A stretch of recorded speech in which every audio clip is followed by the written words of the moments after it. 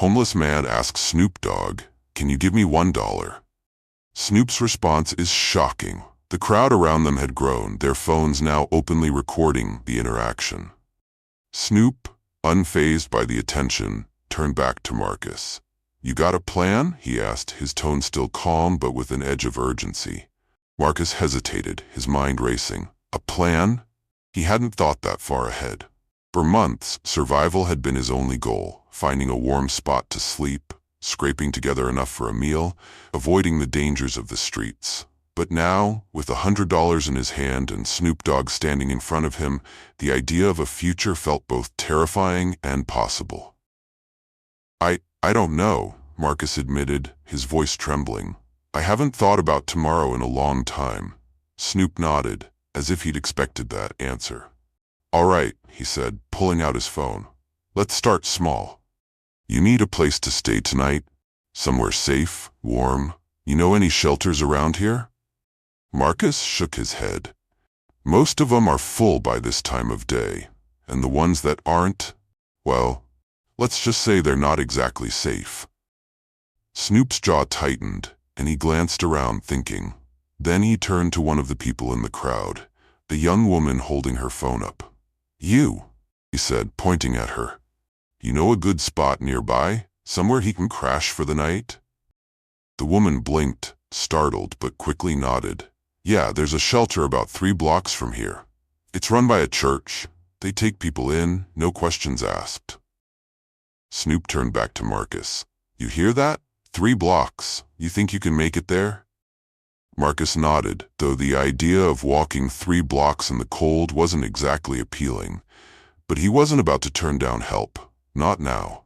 "Yeah, I can make it." "Good," Snoop said. He reached into his pocket again and pulled out another $100 bill, handing it to Marcus. "This is for tomorrow. Use it to get yourself cleaned up, maybe buy some decent clothes, and then you start looking for work. Even if it's just something small, you gotta start somewhere." Marcus took the money, his hands shaking. I don't know how to thank you," he stammered. Snoop waved him off. "Don't thank me yet. Thank me when you're back on your feet." He paused, then added, "And remember what I said. You gotta help yourself too. This is just the beginning." As Snoop turned to leave, the crowd parted, still murmuring and recording. Marcus watched him go, the weight of the money in his hand feeling heavier than it should. He looked down at the bills, then back up at the retreating figure of the rapper. For the first time in a long time, he felt a spark of hope. But hope, he realized, was just the beginning. The real work was ahead of him.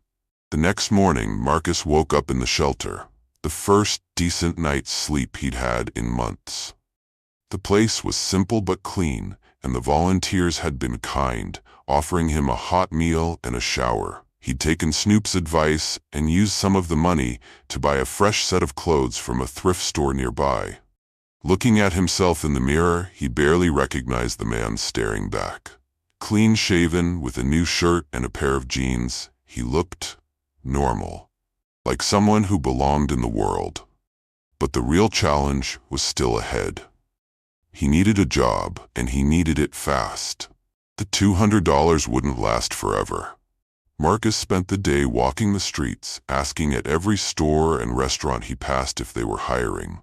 Most of the time, the answer was no. Some places didn't even let him finish his sentence before shaking their heads. But he kept going, driven by the memory of Snoop's words, "You gotta help yourself." Finally, late in the afternoon, he walked into a small diner on the edge of town. The place was run down, with peeling paint and a flickering neon sign, but it was busy, packed with locals grabbing a late lunch. Marcus approached the counter, where a middle-aged woman with a no-nonsense expression was taking orders. "Excuse me," he said, his voice steady despite the knot in his stomach. "Are you hiring?" The woman looked him up and down, her eyes narrowing. "You got any experience?" Marcus shook his head. "No, ma'am, but I'm a hard worker. I'll do whatever you need." She studied him for a moment, then sighed. "We need a dishwasher. It's not glamorous, and the pay ain't great, but if you're serious, I'll give you a shot." Marcus felt a surge of relief. "Thank you," he said quickly. "I won't let you down." The job was grueling. Hours spent scrubbing pots and pans in a steamy, cramped kitchen. But Marcus didn't complain.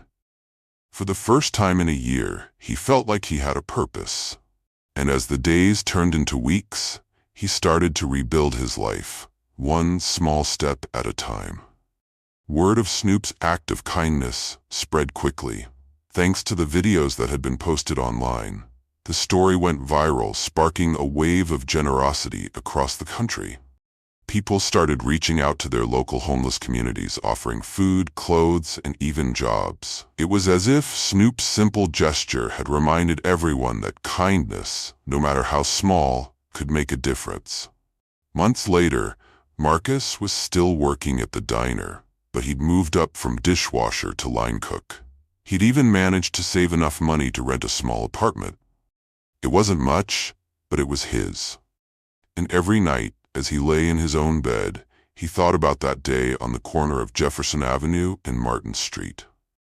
He thought about the man who had stopped to talk to him, who had seen him not as a problem to be ignored, but as a person who deserved a chance.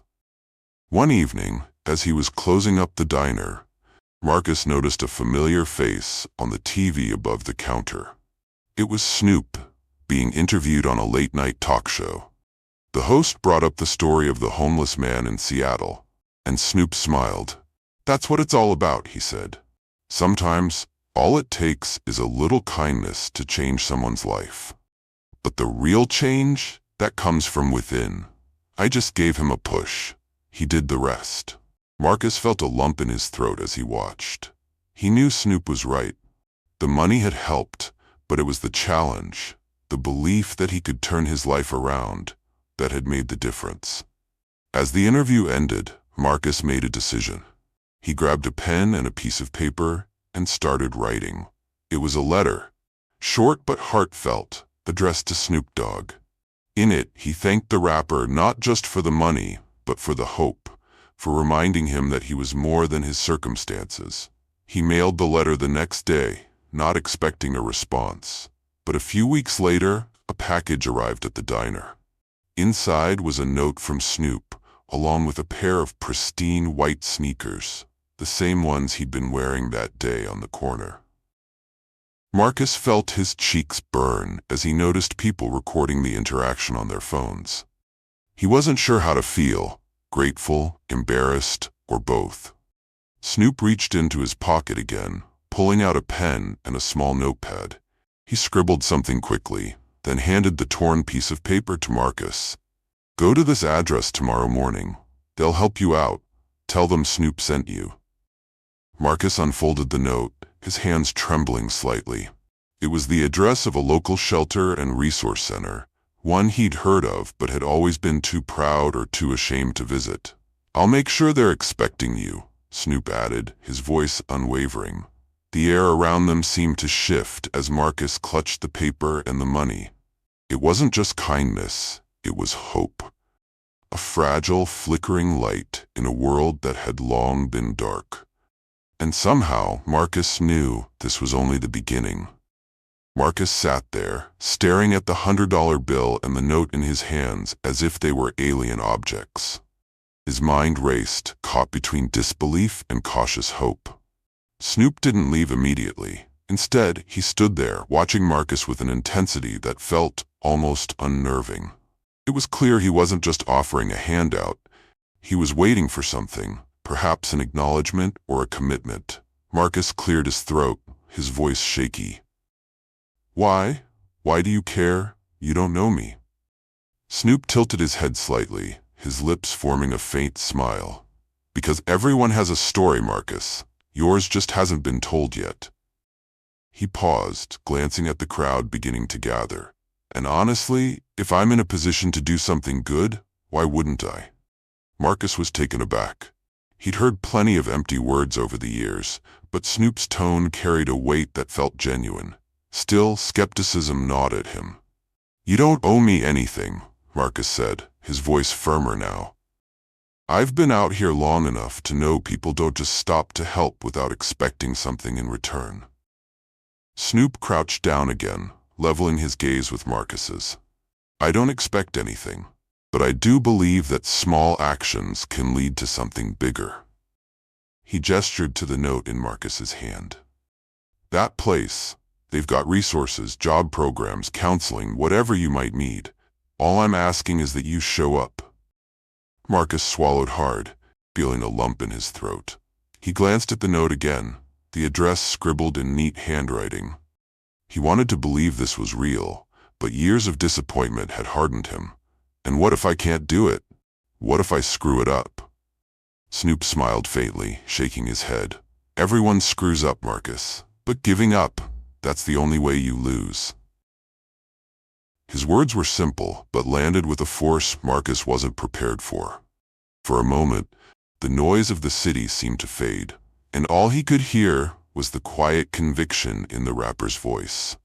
The crowd around them had grown thicker, and phones were now openly pointed in their direction. Someone murmured, "Is that Snoop Dogg?" Marcus glanced nervously at the growing attention. He wasn't used to being in the spotlight, and the weight of so many eyes on him felt suffocating. Snoop seemed unfazed. If anything, he seemed to thrive under the pressure, his calm demeanor contrasting sharply with Marcus's unease. "Ignore them," Snoop said softly, as if reading Marcus's mind. "This is about you and me right now. No one else matters." Marcus felt a strange sense of relief wash over him. For the first time in a long while, he didn't feel invisible. Someone saw him, really saw him, and cared enough to listen. "All right," he said finally, his voice steady. "I'll go. I'll show up." Snoop's expression softened, a genuine smile breaking through. "That's all I wanted to hear." He stood up, brushing off his knees and glancing at the crowd. To Marcus, he added, his voice louder now, as if speaking for everyone to hear, "You've got more strength in you than you realize. Don't forget that." Marcus blinked, overwhelmed by a mixture of gratitude and embarrassment. He wanted to say something, anything, but the words wouldn't come. Instead, he simply nodded, clutching the note tightly in his hand like a lifeline. As Snoop turned to leave, the crowd parted for him, their whispers growing louder. Marcus watched him disappear into the city, his figure blending into the stream of people. For the first time in years, Marcus felt a flicker of something he thought he'd lost: hope. And as he looked at the note again, he realized this was the first step toward reclaiming his life. The next morning, Marcus stood outside the address Snoop had given him. It was a modest brick building on a quieter side of Seattle, its entrance marked with a simple sign, Community Support Hub. A small stream of people filtered in and out, some carrying grocery bags, others looking as uncertain as Marcus felt. He clutched the note in his pocket, his fingers tracing the edges as if to remind himself this wasn't a dream. The $100 bill was still tucked safely in his jacket. Part of him wanted to save it, to hold on to the generosity as proof that yesterday had really happened. But another part, the part of him that Snoop's words had stirred, whispered that it wasn't just about the money. It was about the chance to start over. Taking a deep breath, Marcus stepped inside. The warmth of the building enveloped him immediately, a stark contrast to the biting cold outside. The receptionist, a middle-aged woman with kind eyes and a welcoming smile, looked up from her desk. "How can I help you today?" Marcus hesitated before pulling out the note and sliding it across the counter. "Snoop sent me. Said I should come here." Her eyes flicked to the paper, and a knowing smile spread across her face. "Ah, you must be Marcus. We've been expecting you." She stood, motioning for him to follow. "Come on, let's get you started." The next few hours passed in a blur.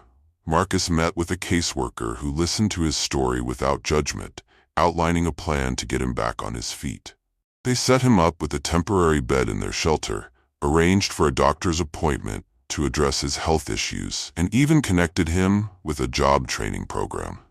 It was overwhelming, but for the first time in years, Marcus felt like the pieces of his life were being picked up and carefully put back together. Later that evening, as he sat on the edge of his cot in the shelter, Marcus replayed the events of the past 24 hours in his mind. The kindness of a stranger, the offer of help, the simple act of being seen, it all felt surreal. He thought about Snoop's words, about the promise he had made to help himself. It wasn't going to be easy, but for the first time, Marcus believed it was possible. Meanwhile, outside the shelter, Snoop's gesture had begun to ripple far beyond what either of them could have imagined. A video of their interaction taken by a bystander had gone viral overnight. It spread across social media like wildfire, with headlines praising the rapper's unexpected act of generosity. The footage showed Snoop kneeling beside Marcus, his calm demeanor and genuine concern shining through. People were moved by the rapper's humility and the quiet strength of Marcus's response. The video sparked conversations about homelessness, mental health, and the power of small acts of kindness. As the days turned into weeks, Marcus threw himself into the opportunities the shelter provided. He attended counseling sessions, worked on his resume, and even started volunteering at the shelter's food pantry. The $100 bill remained tucked in his jacket, a reminder of the day his life began to change. And though he still faced challenges, Marcus carried Snoop's words with him. "You've got more strength in you than you realize. Don't forget that."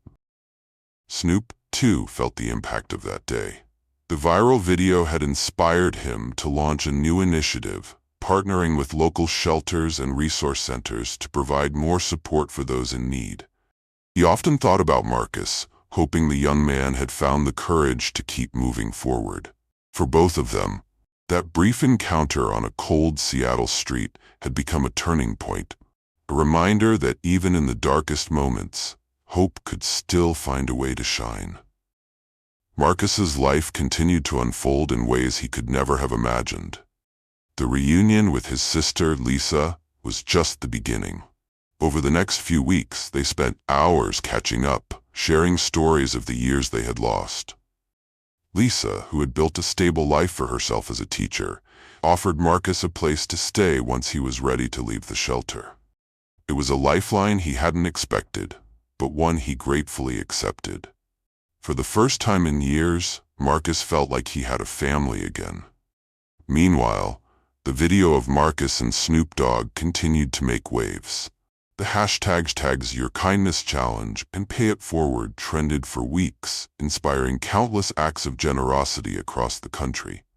People shared stories of helping strangers pay for groceries, offering rides to those in need, or simply lending a listening ear. The movement became a reminder that small gestures could have a profound impact. Snoop Dogg, still avoiding the spotlight, quietly continued his efforts behind the scenes. He partnered with local organizations to fund job training programs, mental health services, and housing initiatives for people like Marcus. His team also reached out to Marcus directly, offering him a spot in one of the new programs funded by the Community Support Hub. It was an opportunity Marcus couldn't refuse. As Marcus settled into his new routine, he began to see changes not just in his circumstances, but in his mindset. The counseling sessions he attended twice a week helped him confront the trauma and guilt he had carried for so long. He started to forgive himself for the mistakes of his past and focus on the future. The job applications he filled out began to yield results, and he landed an interview for a position at a local warehouse. It wasn't glamorous, but it was a start. At the shelter, Marcus became something of a role model. His willingness to share his story and his determination to turn his life around inspired others to take their own first steps. One evening, a young man named Javier approached him. "I saw the video," Javier said, his voice hesitant. "I've been stuck in a bad place for a long time, but seeing you, it made me think maybe I can change too." Marcus smiled and clapped Javier on the back. "You can," he said. "It's not easy, but it's worth it." Outside the shelter, the media frenzy around the video began to die down, but its impact lingered. News outlets shifted their focus to the broader movement it had sparked, highlighting stories of everyday people making a difference in their communities. Marcus's story became a symbol of hope and resilience, a reminder that no one is beyond redemption. One afternoon, Marcus received a surprise visit from Snoop Dogg himself. The rapper arrived at the shelter unannounced, wearing his signature sunglasses and a relaxed smile. "I just wanted to check in," Snoop said, shaking Marcus's hand. "See how you're doing. See how you're doing." Marcus was speechless for a moment, then managed to say, "I'm doing good. Really good, thanks to you." Snoop nodded. "Nah, man, thanks to you. You're the one doing the hard work. I just gave you a little push." The two men sat down and talked for over an hour. Snoop shared stories of his own struggles and triumphs, while Marcus opened up about his journey and his hopes for the future. Before leaving, Snoop handed Marcus a business card. "If you ever need anything, you call me," he said. "And keep your head up. You're gonna do great things." As the weeks turned into months, Marcus continued to make progress. He moved in with Lisa, started his new job, and even reconnected with a few old friends. The weight of his past no longer felt so heavy, and he began to believe in himself again. He also started giving back, volunteering at the shelter on weekends and speaking at local events about his experiences. His story, once marked by despair, had become one of hope and second chances. One evening, as Marcus sat on Lisa's porch watching the sunset, he reflected on how far he had come. The road ahead was still long, but he was no longer walking it alone. He had his sister, his community, and the kindness of a stranger who had changed his life. Marcus smiled to himself, feeling a sense of peace he hadn't known in years. He was living proof that even in the darkest moments, a single act of compassion could light the way forward.